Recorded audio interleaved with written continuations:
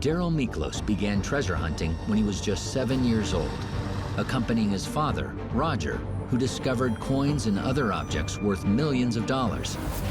But by the 1980s, locating treasure-laden Nazi U-boats became Roger's obsession. Where is it? It's sitting in British waters in the Caribbean. My dad came across a one-of-a-kind blueprint, one of only 9 modified U-boats. The blueprints show that the torpedoes were actually removed from their chambers. Why would you remove your best defense measures if you weren't going to use the space to carry something much more valuable? My father searched for these U-boats until the day he died. But I have something that he didn't. Last year, I had a close friend of mine approach me with a chart. Now, this chart was given to him by a former U.S. Navy pilot, and that pilot's job was to hunt out Nazi U-boats in the Caribbean. He drew up his own chart, and it shows the location of not 1, not 2, but 7 possible U-boats located in the Caribbean near the Dominican. Armed with this naval chart and cutting-edge technology, Darrel has assembled a team of divers and experts to pursue his father's dream.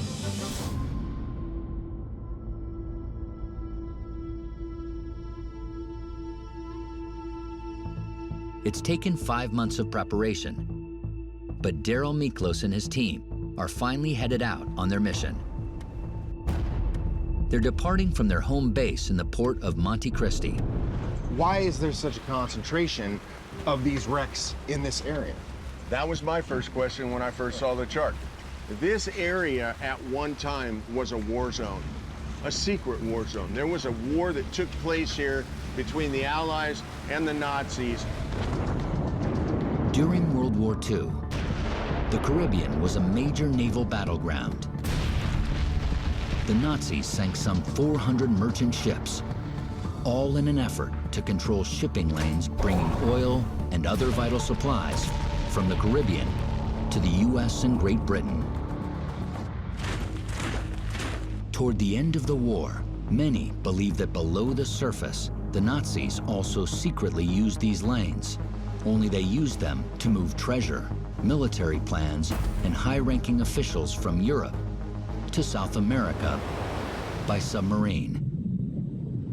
Darrel believes some of those U-boats could have ended up here on his chart. Deploying the mag. Just 2 days ago, Darrel worked with a magnetometer specialist to survey most of the targets identified on the U.S. naval chart. Of the 6 targets scanned, all of them registered significant metal anomalies, possibly from the sunken U-boats the team is searching for. Most promising of these readings was a massive metal object consistent with the size of a submarine, detected near the site dubbed Target 2 on the U.S. naval chart, located 5 miles off the coast of Monte Cristi. It's time to go wet. Time to go diving. Starting from their marker line, Darrel and Steve will need to carefully and manually explore the ocean floor to locate the metal anomaly. Darrel, I see a large object to the left. That might be something. What the f*** is that? After locating a mysterious mound that may be the anomaly they are searching for, Darrel uses a metal detector to scan the area. You find something? Steve! I got something! What is that? I have no idea! Look out, rock!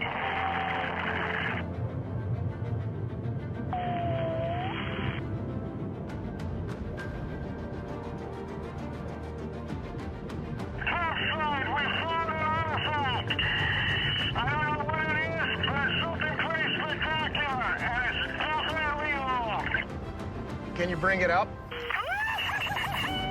our first artifact. What is that? Might be munitions. That's what I'm thinking.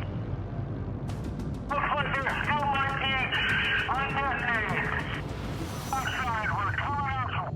Darrel and Steve surface with a possible munition, eager to get Garth's expert opinion.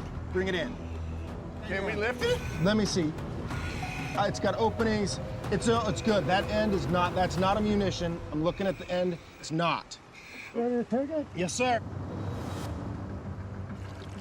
Careful, it's fragile, especially down Oh, here. it's falling apart.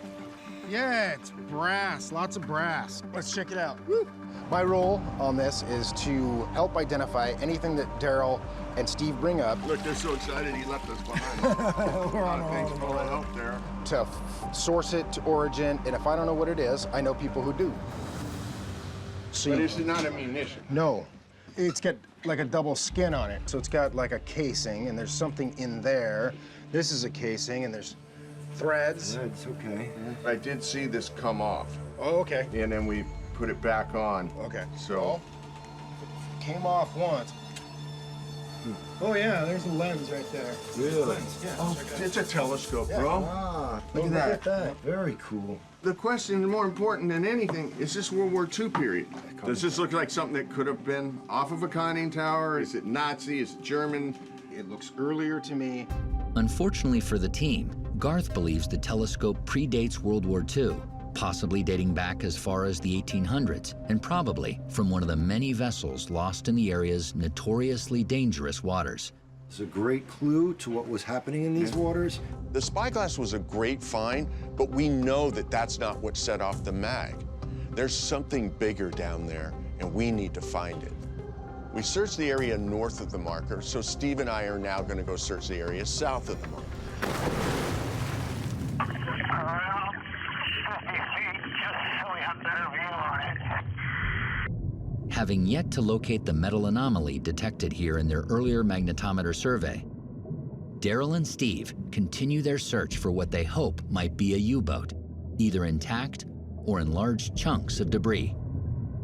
I know that there's a larger target. It had to have been big enough for a naval pilot to identify it from the air and then mark it on a chart. Sir, I see a massive object off ahead. Massive object. That is huge. What is that? Steve, what's your visual? We're approaching it now to get a better look. This is an iron hull.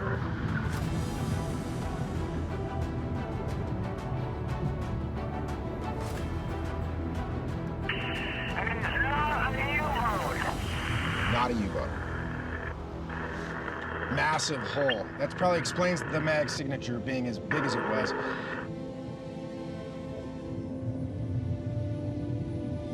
Judging by the growth and the way it looks, this boat could very well be from World War II era. I think we will swim the perimeter of the wreck. Upon close inspection, the large shipwreck appears to be a merchant vessel dating to the Second World War. Although it is not what they're looking for, this sunken ship could have important clues connected to Nazi U-boat activity. The question is, why is it here and how did it sink? There's a big gaping hole on the back.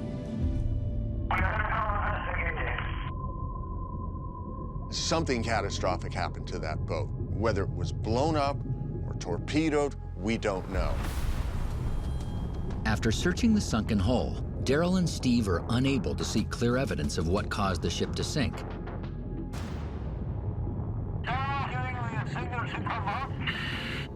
Although their search does raise a question.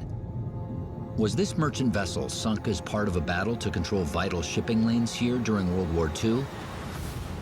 Or could there be a further connection to the modified U-boats Darrell is looking for?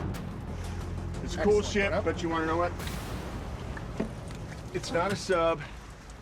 And the positive, the mag hits are working because we're right on target. Excellent. At least we all know one thing. We can check this guy off the list, and let's move on.